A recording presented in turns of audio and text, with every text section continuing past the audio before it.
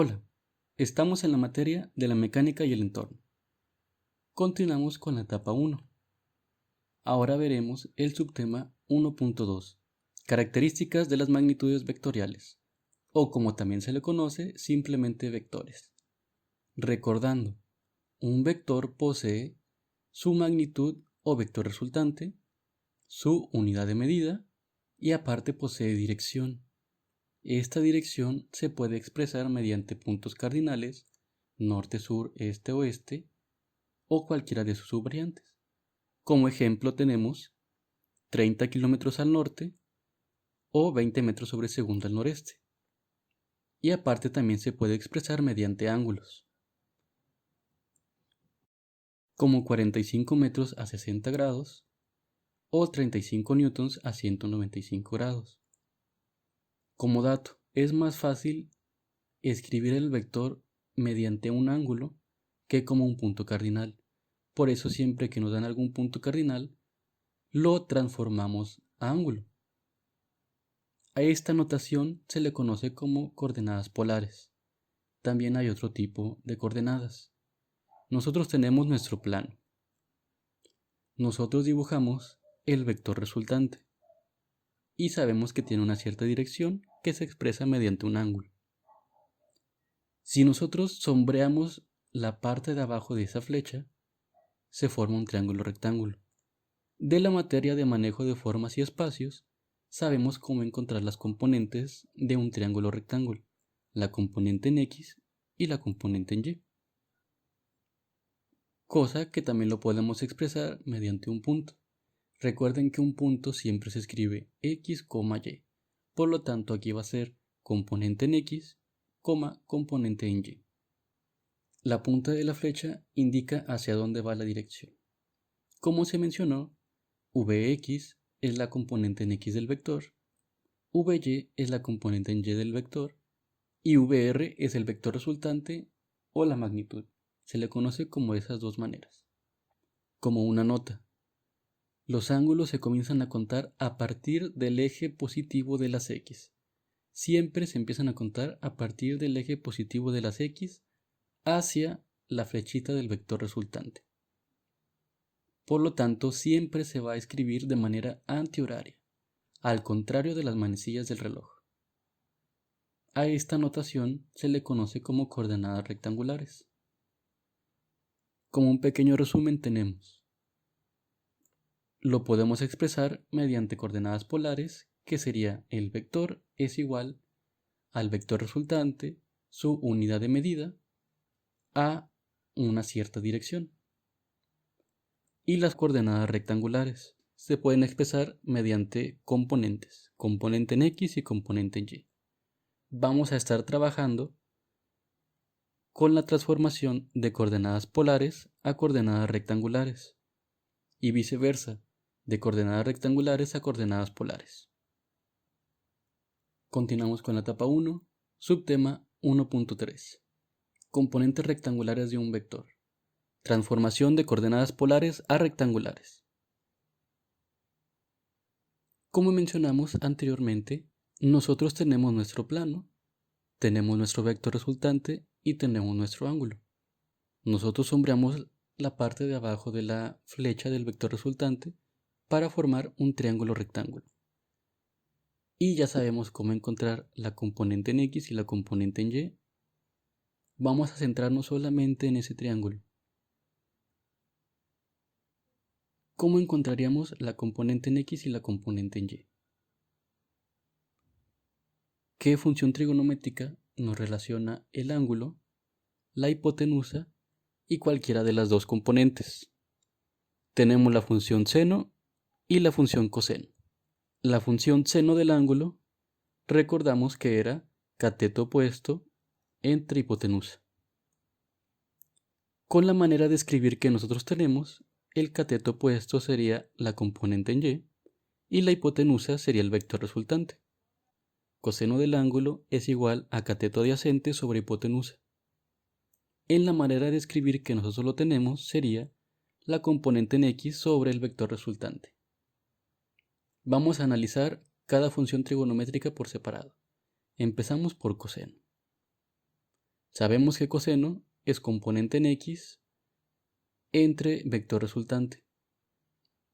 Podemos intercambiar esta ecuación de posición. La parte derecha pasa a la parte izquierda y la parte izquierda pasa a la parte derecha sin modificar la ecuación. Pasan exactamente igual. Nosotros queremos despejar la componente en X.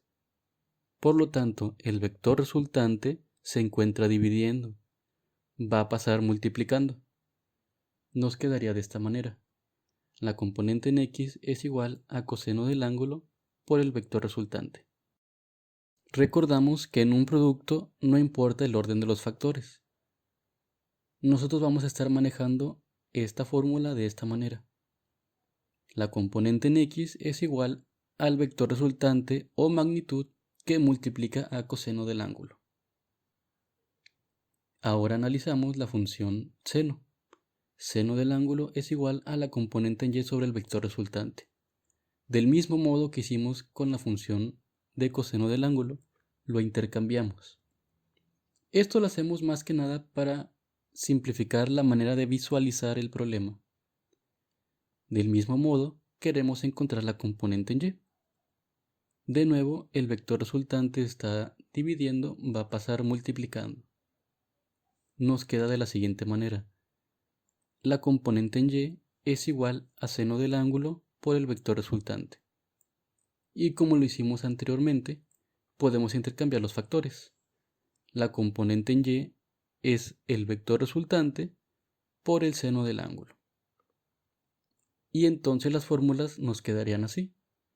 Para la componente en X sería magnitud o vector resultante por el coseno del ángulo y la componente en Y sería el vector resultante por el seno del ángulo. Recuerden la nota que les puse.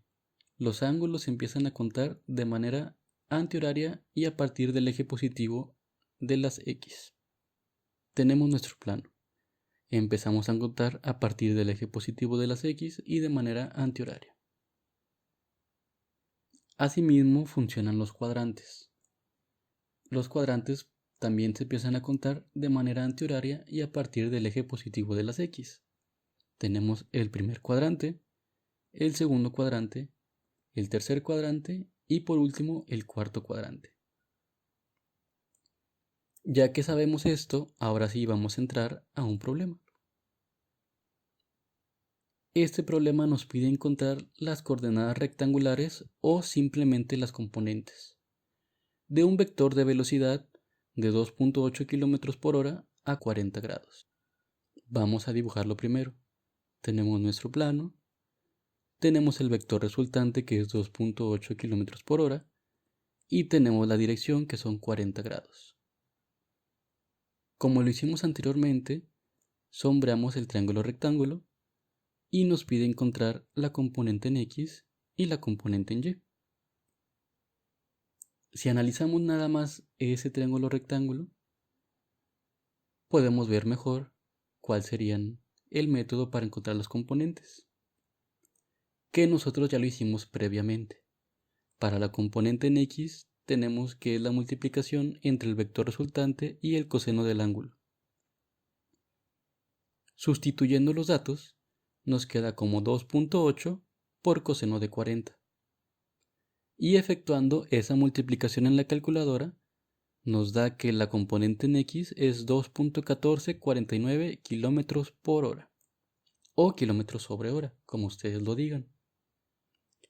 Una nota muy importante. No importa que ustedes no pongan las unidades en cada uno de los pasos. Ahorita les voy a explicar el por qué después de encontrar la componente en Y. Simplemente ustedes hagan los pasos con los datos numéricos y ya hasta el final que tengamos el resultado ya tienen que poner esas unidades. Recuerden que en física es muy importante poner la unidad. Hay algunos profesores que si no ponen la unidad o les bajan puntos o les ponen el problema mal. Por eso nunca se les debe de olvidar. Esa es la componente en X. La componente en Y también tenemos nuestra formulita. Magnitud por seno del ángulo. De nuevo sustituimos los valores y en la calculadora lo ponemos y nos da que la componente en Y es 1.7998 km por hora. Ahora sí, vamos a ver el por qué les dije que no habría necesidad de poner las unidades en cada uno de los pasos. Tenemos el análisis dimensional, el mismo problema, pero ahora en vez de tener una unidad de medida, vamos a ponerle U, que esa U significa unidades. Tenemos la componente en X, vector resultante por coseno del ángulo. Sustituimos, pero ahora al vector resultante le agregamos la unidad. El siguiente paso pues es transformar coseno de 40 en un valor numérico. Sería 0.7660. Y como aprendimos en las materias de matemáticas, para efectuar esta multiplicación son términos semejantes. Números con números, letras con letras. 2.8 por 0.7660 nos da 2.144. La U, como no hay otra letra, pasa directo y sería 2.144 unidades. Como pueden ver, es la misma unidad que teníamos al principio con el vector original. Es por eso que no hace falta estar poniendo las unidades en cada uno de los pasos, a menos que su maestro se lo indique. Si no, no habría problema y lo pueden poner hasta el final, porque ya vimos que no afecta. Y sería lo mismo para la componente en Y. Tenemos nuestra fórmula, sustituimos, transformamos seno de 40 en un valor numérico y aplicamos lo mismo. Se multiplican números con números, letras con letras. La componente en Y sería 1.7998 unidades. Con esto demostramos que no es necesario poner las unidades en cada uno de los pasos, pero sí es necesario ponerlo en el resultado final. Entonces ya tenemos las componentes. La componente en X, que es 2.1449 km por hora, y la componente en Y, que es 1.7998 km por hora. Esto también lo podemos poner en un plano. Tenemos el vector resultante y el ángulo, que son los datos iniciales que nos dio el problema. Formamos nuestro triángulo rectángulo y encontramos las componentes. Otra forma de poner las coordenadas rectangulares sería mediante un punto. Recuerden que en un punto es X, Y. Por lo tanto es componente en X, componente en Y. 2.1449 km por hora, 1.7998 km por hora. Ya tenemos nuestro plano. Ahora hay que encontrar en qué cuadrante se localiza. Sombreamos la parte donde se localiza el triángulo rectángulo. Y como habíamos visto anteriormente, sería el cuadrante 1. Este sería el método para transformar de coordenadas polares a coordenadas rectangulares. En los siguientes temas vamos a ver el procedimiento inverso, de coordenadas rectangulares a coordenadas polares.